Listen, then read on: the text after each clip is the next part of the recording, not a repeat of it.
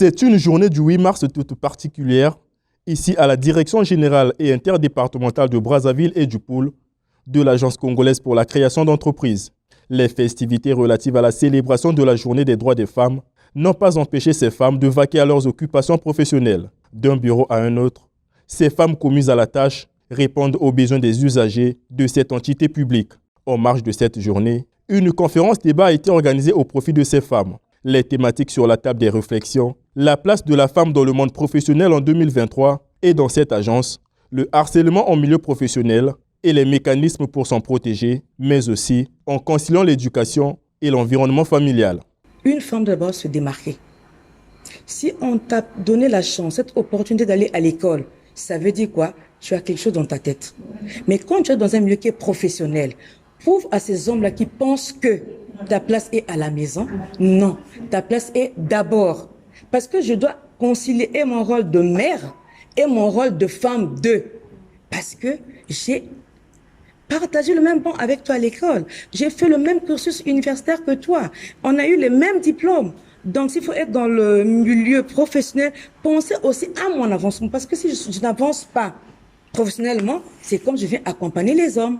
Après ces échanges, un échantillon de femmes de cette structure a été déployé sur le terrain en vue de sensibiliser d'autres femmes sur la problématique de l'autonomisation en mettant un accent particulier sur l'entrepreneuriat.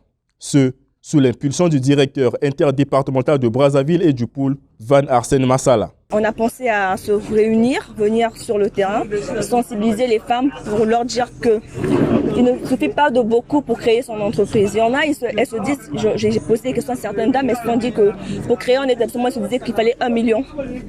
Il y en a, elles ne savent pas. Donc il fallait faire ce petit geste-là. C'était pour nous une façon de montrer à la femme qu'elle est très importante et qu'elle peut faire beaucoup. Aujourd'hui, la création d'entreprise à la CPSE est à 100 000 francs. Pour un établissement, 300 000 francs pour une société de personnes et 500 000 francs pour une société de capitaux. Dans l'ensemble, tout s'est bien passé. Elles ont été ouvertes. Nous leur avons parlé de l'avantage d'être entreprenante parce que la femme d'aujourd'hui n'est pas censée compter à 100% sur son mari. Elle est appelée à être indépendante financièrement et cela passe par l'entrepreneuriat.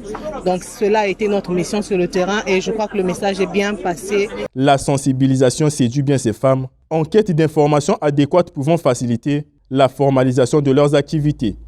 Comme c'est la journée internationale de la femme et ils sont venus nous sensibiliser, j'ai aimé de voir leur présence sur le marché, c'est une bonne chose.